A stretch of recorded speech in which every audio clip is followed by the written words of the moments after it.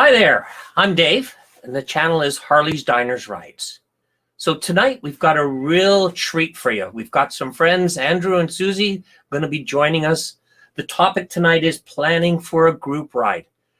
This couple has been organizing group rides for quite some time now, and they do a fantastic job. So we're going to be chatting with them and getting some insight as to what's all involved in planning a large group ride. Now, you may say, well, I'm not going to be planning a large group ride. It's only going to be, 2 or 3 couples or something like that. But I think what we'll hear from Andrew and Susie is that the way they plan and lay things out will work for a small group or to a large group. All right. So let's bring them in and let's get chatting. Hey, Andrew, Susie, how you doing tonight? Hi, Dave. How are you doing? Hi, Dave. We're doing good. We're doing good. So you heard the intro, eh? We did. So first off, how about we get to know you a little bit and maybe just give us an intro as to, what you ride and how long you've been riding. All right. Okay. So we ride a 2016 Road Glide Special, which we picked up in 2018. I started riding many, many years ago in South Africa. I have 3 brothers, so the 4 of us, when we turned 16, my father bought us our first motorcycle each and rode for many years in South Africa, emigrated to Canada, didn't ride for a long time and decided to pick it up again in 18. And Susie? By passage. I'm not going to ride on my own. It's probably not a good idea. So I'm great. I take pictures of everything on the back and share it with the group. But that's it. Yeah, I passage on this Road Glide Special. And I got to say, you take some great pictures because I've even borrowed a few from you for some of our videos, right? And to go along with our discussion for tonight, planning a large group ride, we'll be kind of referencing back to a video I did last year, which was an adventure tour 2020 that you organized, and a lot of your pictures are part of that, right? So thank you. So, hey, listen, why don't we jump into this? Andrew, I'm just pretend like you're giving me advice on this. Andrew, I'm looking at organizing a bunch of my friends to go away for the weekend and have a great time on a motorcycle, and we want to plan stuff, but haven't got a clue as to what to do. So maybe you can start walking us through. Sure. Well, we've been running the adventure tour now for the past 2 years, and this is our 3rd year doing it. And the group so far has been 30 plus. So we plan between 30 and 50 people to sign up. And so far we've been in the early 30s. This year has been 35. So our adventure tours, we plan around a 3-day tour so far. That'll probably be adjusted in the future. We might even try a 4-day. So with our 3-day tours, up to now, what we've been doing is trying to find a central base where we ride out for the Friday, stay there Friday night, and stay again there Saturday night. So that's our base, and then ride home on the Sunday. In a future ride, we may try a circular route where first night we stay in one place, go to another place, stay a second night, and then ride home the 3rd. So there's lots of options when it comes to these 3-day rides or 4-day rides. So you've got to decide that up front, before you select the place. And just for us here, just so viewers knows, we're talking about, we are located in central Ontario, north of Toronto. That's right? Cool. So yeah, we ride for York Region Hog. So we're Vaughan, Richmond Hill, Markham, and then people come down from Keswick and other places. But it's really York Region for the most part. Mm-hmm. So the first thing that we look for, that I look for before I even engage Susie, is I kind of get the general idea of where are we going. So we're going to frame this discussion around last year's ride where we rode to North Bay. That wasn't the original plan, though, because COVID gave us a curveball and we had to readjust. The original location was to cross over into New York, and we were gonna stay in Ithaca. From there, you've got the Finger Lakes, and there's lots of good riding out there. There's lots of good entertainment. You could go to a city like Rochester and have live entertainment there. There's so many options. So we were in the early stages. We'd booked the hotel there already, and we were planning on entertainment, and then COVID happened. And so we knew we couldn't really leave the province. We wanted to stay in Ontario. The previous year we went to Kingston, so we didn't want to go to the Kingston area. So we thought, where would be a good place to go? So looking around, it seemed like North Bay would be a good spot. Now, one of the other things that we keep top of mind when selecting a place is we don't try exceed 5 hours in the saddle on any given day, because it becomes a very long day, with your hourly stops and your lunch stops and your pee breaks. If you're more than 5 hours in the saddle, you're going to end up having a 10-hour ride. So, 5 hours is kind of where we stop it at. So can I ask a question? So when you're planning, you say 5 hours of riding, are you looking at not only the hotel or the city, but do you also look at your route in how long is it going to take me? Do I take major highways? Do I take the back roads? So lots and lots of effort goes into that and into the planning of that route. So for the most part, we try to stay away from the highways. However, for example, when we went to North Bay, when planning the route, if you going up to Barrie decide not to use the 400 and you go on the back roads, you add so much time to your trip that it would become a very long ride. So in that case, we did a good stretch on the 400 all the way up to Gravenhurst. And from then on, we took the back roads. And I do a lot of planning. I first plan my route in Google Maps. And I like Google Maps because it shows you all the amenities on your route. So it's easy to find gas stations. It's easy to find a Tim Hortons. It's easy to find a McDonald's. It's easy to find restaurants on the way. It's really easy. And once I have planned that route, then I redo the same route in the Harley app. And the reason why I do it in the Harley app is because then I can give everyone a thumb drive and say, here's the route.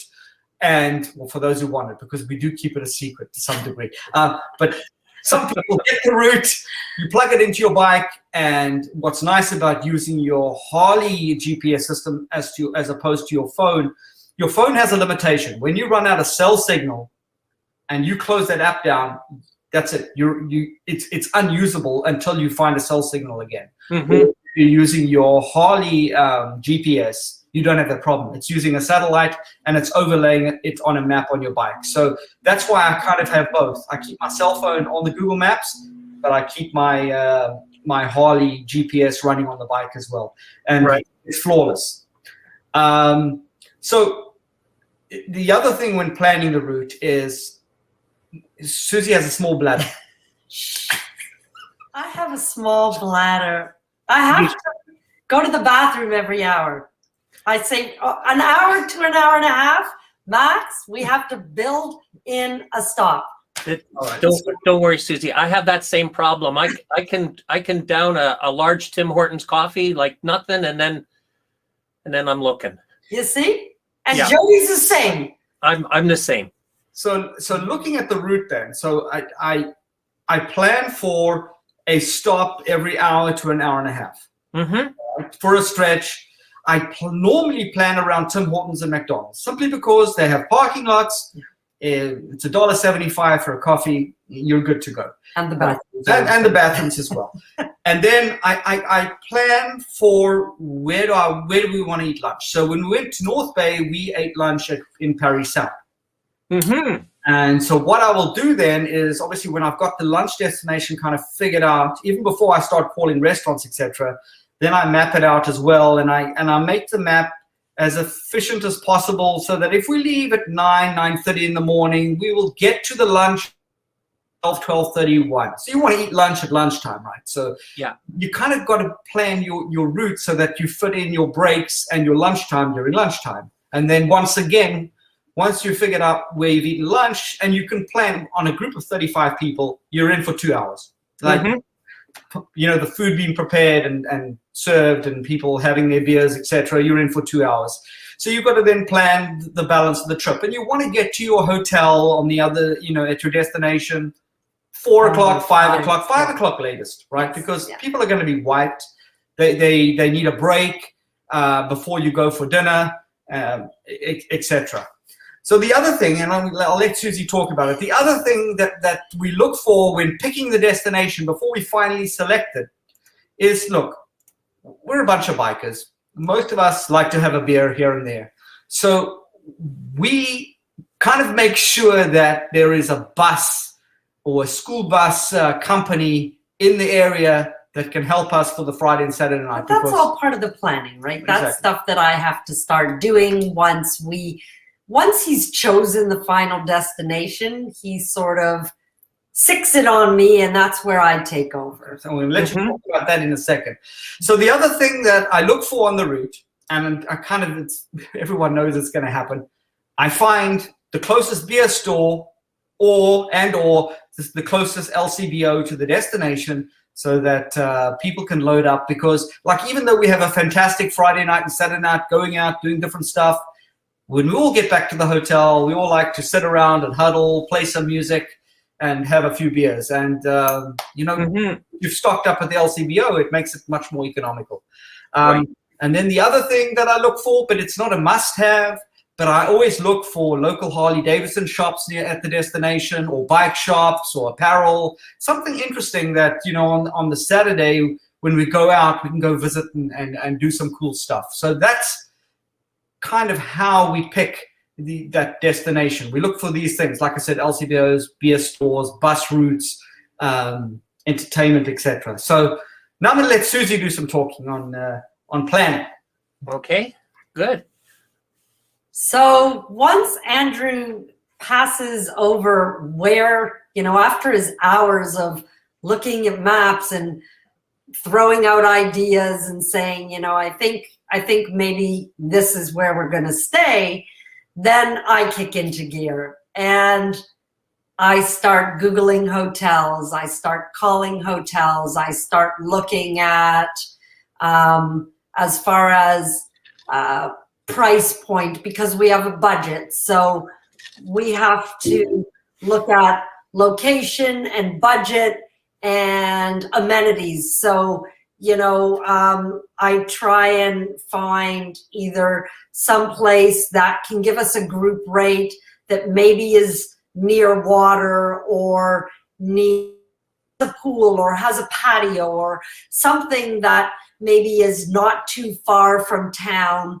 And so I start making a few inquiries to the various places, and depending on what comes back to us, then we finalize the hotel, and then the rest of it takes over. And that to me is even more important than where we stay, because normally we're able to find somewhere, right? If it's not, say, a Best Western, it's a Marriott or it's a Hilton branch. So the hotels can usually accommodate, but it's trying to then find what we can do to entertain people at night and do something fun and something different, so that we're not doing the same thing every year. So the stuff that we had originally had booked in New York was so cool, and I was so excited. And then when we had to cancel it, I was so sad. So when we had to go with Plan B, and Andrew had to go back to the beginning and start back to his maps and back to looking at places, and he decided on North Bay, I was like, there's nothing to do up there. What are we going to do in North Bay? Sorry, people in North Bay, if you're seeing this. It was actually stunning. It was so stunning, but because I had never been there, I was like, what am I going to do up there?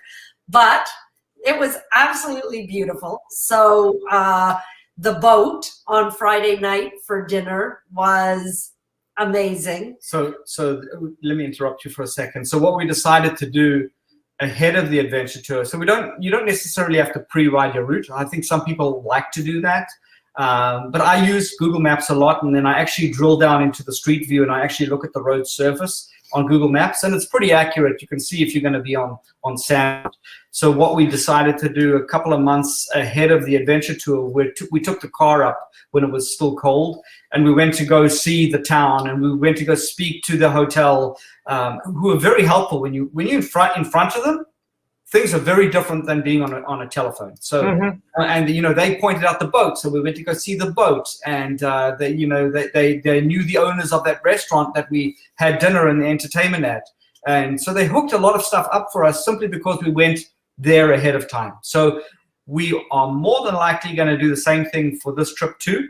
In fact, we are going to do that, because I think that goes a long way, just speaking to the entertainment and the hotels, etc. And I think especially under the circumstances, when we went to Kingston, everything was done over the phone, and it was all seamless, but we didn't have COVID in play. Last year, we were really struggling once we moved everything up to North Bay to figure out what was open, what wasn't. People weren't answering phones. So you're doing a lot of Googling and looking at TripAdvisor and reading reviews and trying to reach people, and no one's returning your calls. So when we went up and stayed for the weekend at the hotel, we spoke to the manager, and she said, go over to this restaurant. They have an upstairs space that normally people don't use, but they use it for groups and for weddings and for small gatherings. And when we went over there and asked for the lady that we were given the name, she was like, well, that's me. Who are you? I said, oh, they told us at the hotel that maybe you can help us. We've got a group. And she's like, well, it's COVID. And I said, whatever you can do for us, we will abide by your rules. We'll do whatever you need to. We just hope that it can be a win-win. We can help bring some money back into your pocket. We know that you guys have been hurting, and we've got a group of people that would love to come and eat there. And so they made our upstairs space, which allowed us to be as a group together. They got us one of their chefs to do a buffet for us. So we customized a buffet. Because they put us upstairs, they let us then bring decorations and some fun stuff that we wouldn't have normally been able to do if it were downstairs. So it worked out really nicely. And I think the challenge is, when you're planning, whether it's a small group or a big group, is you don't know, right? You're reading your reviews, you're looking at pictures on the internet, you're reading a menu, but it's hard to know what the group that's coming will want. So even though I read the menu and I go, hey, that's food for me, then I have 30 people that I have to hope that the menu's broad enough to feed them, that the price point is right for our budget, all those things. So there is a ton of planning that goes into it. And for us, because we've been on the bikes all day, the last thing I want is for a bunch of people that are tired to unwind, have a few drinks, and have to get back on their bike. So then the fun starts with, how are we going to get everybody from the hotel to whatever venue Fridays and Saturday nights? So the last couple of years we've lucked out, and we found school bus companies that in the summer you can rent a driver and a school bus. And it's been extremely affordable. This year we're struggling with that a bit because COVID is now in year 2. Where we are going, some of the bus companies are no longer in business, and some of the other ones have quadrupled their prices, so their range. And it's a small enough town. They don't have Uber. They don't. They've got 3 taxis. So we're sorting it out. We're looking at making exceptions, but like you said, you sort of have to expect the unexpected and just persevere and be creative. If you can't find a bus, what are we going to do? So we're looking at options, and we'll make it work. But it's a lot of calls. Susie, listen, I know lots of people with buses, so if you just tell me where the town you're going to, I'm sure I can get you hooked up. Niagara Falls? Yeah, we'll talk. I might get in trouble, but we'll talk. So I have a question. You've mentioned the word budget. Yes. How do you plan, and what's an affordable budget? How do you go about doing that, and what do you take into consideration? So the biggest part of the budget obviously is the hotel. So once we get a group rate from the hotel, you have to say, okay, so hypothetically, it's usually about half or a little more than half of our budget. And we set that by going, okay, so if the hotel is, say, $450 for the 2 nights, tax in, and then I start looking into entertainment, and we want to cover, for example, last year we gave a $50 per person meal credit and said, if your bill is above that, it's out of your pocket. That more than covered, say, an appetizer and once I'm looking at the menus and I see the prices, I can say, okay, that $50 will easily cover an appetizer and an entree, or an appetizer and dessert and something small. You may get all 3 courses, you may get 2 of your 3. And then if somebody wants to have a few drinks, usually the drinks wind up coming out of their pocket. Basically happens from us adding up the restaurant costs, the bus costs, hotel. So all of the things that I start to book, one year we went to a comedy club on one night, so I had to know what the ticket cost was per head.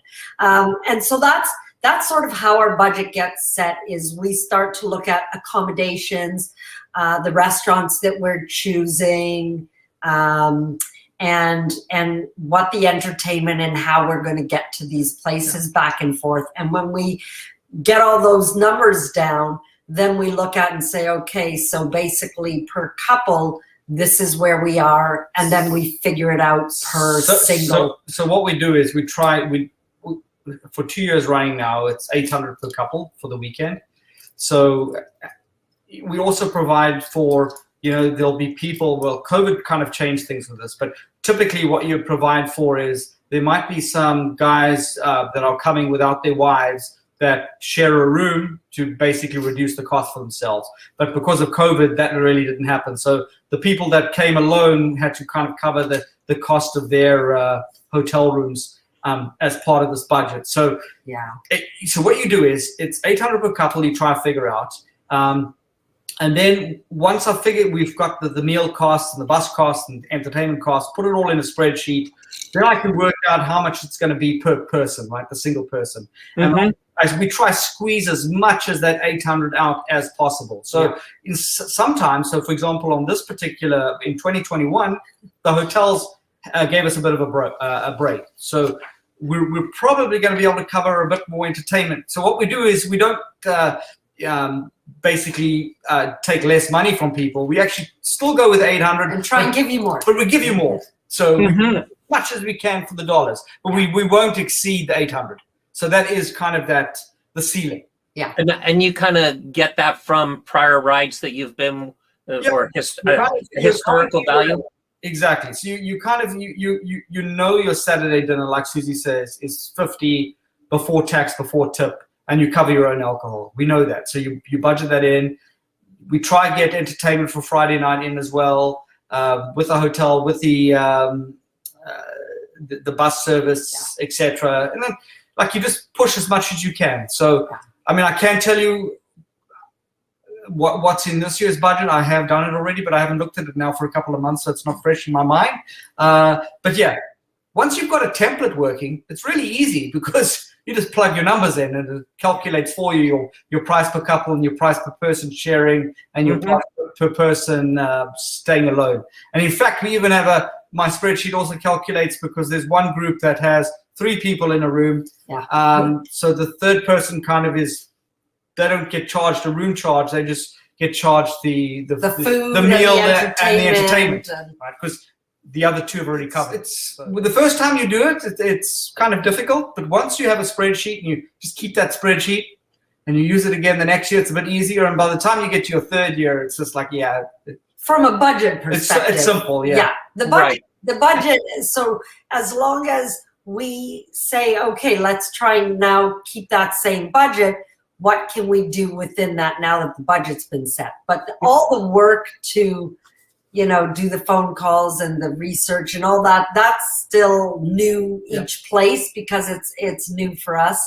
And last year, actually, we did have to go to Tom and ask, I think it was the bus. There was something, and we said, because of COVID, certain things, we were like, I didn't want to ask any more money from people. And I think it was the bus, if I was not mistaken. Oh, yes, the bus on the 2nd night. Our plans had changed from where we were going to be. The lady called us and said, you know what, even though we've opened back up, the owner has decided not to accommodate any groups. So, I know we had booked you, but sorry, go find another place. Wow. And it was really last minute.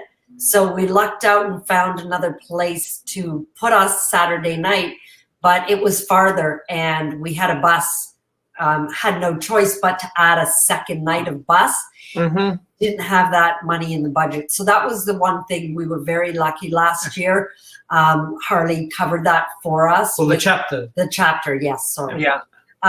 But normally we're good, but last year, last minute, roll the dice, get a phone call, hey, we're not accommodating you. Okay. It's like it was literally not even a week before we were coming up there. So I was in a flat panic. A little bit of stress there. There? Oh, you should. I was in the kitchen screaming. I was screaming a little bit. I was like, there was a lot of bad words coming out of my mouth. I was like, oh my God, we're 1 week away, but we made it happen and it was a great trip. So and that's the whole thing I was saying earlier before we started the show, is that for somebody that was on the ride, I had no clue where we were going because it was a mystery, or what we call an adventure tour. Yep. So everything was new to me and everything fell into place. And so I had no idea of the stressors that you had gone through before. Now I understand why the drinks seemed to flow so easily once you got there, right? Because the stress was off. You had accomplished it. Yeah, and it actually wound up being, we also, because we found out John and Victoria had got engaged, it was like, well, we can't just ignore that fact. They're one of the longest chapter members. So all of a sudden I'm calling local bakeries to try and get a cake. And they're like, who are you? And no. So again, the restaurant basically stepped in. I begged them. I said, do you know any local bakers? They said, give us the money, tell us our budget, and we'll get a cake for you. So it worked out amazing, but it was also like, oh no, they just did this? Okay, let's get a cake done. Let's get decorations. So, wow. And it all turned out fantastic. Yeah, it was so much fun. It did. Yeah. Both Lori and I really there you go. Officially, I was the first person. That's right. Very good. So let's do a quick recap. So Andrew, let's just hit the points there of importance, in planning a group ride. So maximum 5 hours saddle time. Maximum 60 to 90 minutes between breaks. eat lunch at lunchtime. That's kind of nice, otherwise people get grumpy. And arrive no later than 4 to 5 o'clock at your final destination. Some of the things we haven't talked about when executing the ride is like, we use, they're not Bluetooth units, but they're like Bluetooth units. We use a Cardo, which is a mesh system. That's kind of nice because what it does is it allows you to communicate with people in the group. So you make sure that your sweep at the back, the very last car, is connected. So that way, you know, when you're traveling with 35 people and you go through smaller towns, you're going to get broken up. So having that communication is kind of important. And then we have the general rules of, you know, when you make a turn, the last person in a group before the turn stops and waits for the next you know, bike to catch up, that kind of stuff.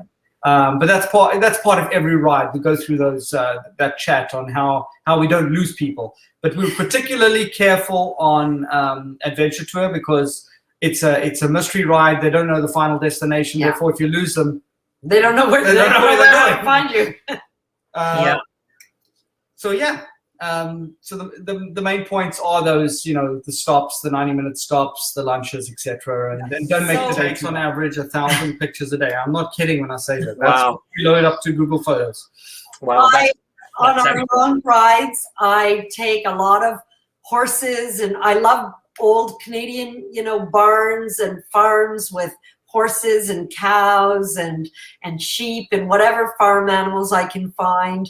Cool things like I love old cars. So and barns. Barns, cars. So Yeah. I take a ton of things, and of course the people, because it's all about the people as well. But I figure, hey, I'm going to take all these things that they're probably missing when they're trying to keep us safe and keep their eyes on the road and all that fun stuff. So I try and show them all the things that were on this ride that they may not know. And then, so other than day one planning, there's day two planning. So that's for us is the Saturday typically. So try find a nice ride. Water. Yeah, lots of water, mountains. So, you know, lots of trees to look at, etc. And if there's a Harley dealership nearby, we try to throw that in too. So 2 years ago we managed to do that, and this year we'll be able to sneak in a Harley Davidson dealership that probably most people haven't seen. So that's pretty cool. Yeah. It's always nice to pop in, and I'll give them a call ahead of time to see if they want to throw anything our way, maybe hot dogs or whatever, or whatever. Very good. So that's pretty cool. And this year, without giving it away, because I'm not telling you where we're going, but found a really scenic pub where they've closed the whole patio for us, and it's on a scenic stretch of water, whatever that means to people. And that's going to be really cool. Then straight after lunch, we're going to head to the Harley Davidson dealership, and it's a different ride back. So we do a particular route on the way to lunch, and then another route on the way home. And similarly, we do that for our ride home on a Sunday. We try and do a different route than the route we came, just to mix it up a bit and show people roads they haven't seen. Yeah, great stuff. Well, listen, any final words of advice for for me planning a ride? Bring rain gear? No. Well, that's everyone always tells me, make sure you have rain gear. I'm Don't jinx it. It's a deterrent. If you have rain gear in your saddlebags, it's not going to rain. That's right. So The minute you leave it at home, it pours. Absolutely. That's right. But we're going to get Susie some Just rain in gear case. that fits. That's right. Because her jacket is too big. So It's like for Peter Churcher or something. I don't know. It's a men's small, but it's like a giant thing. Well, apparently we're stopping off at a Harley Davidson dealership, so maybe a little shopping. I think that shopping's always good. And one year, and you were there, the first year, even the hotel was so happy that we were there that they arranged for their marketing department to come out and take a group photo that they wanted to have of a Harley chapter coming and staying at their place.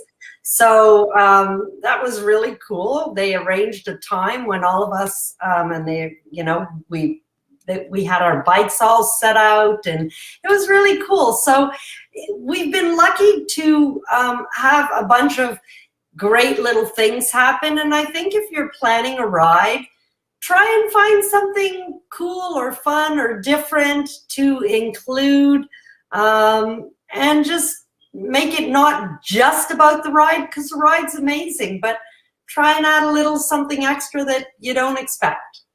Well, and I can tell you, being on your ride, you really do add the personal touch, and you make sure everybody has a lot of fun, right? So thanks. Listen, thank you very much for taking some time to chat with me over this topic of planning a ride.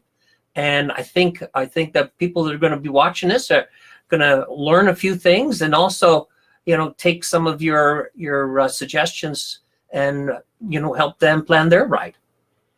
Thank you. Thanks So anyway, listen, we still got snow on the ground, so we can't go riding just yet, but we're getting close. So I look forward to hooking up with you and going for a ride this summer. Absolutely. You too, Dave. Thanks very much for having us. It was great. All right. So take care, and we'll chat with you soon. Right. Thanks. Bye. Bye. Bye now.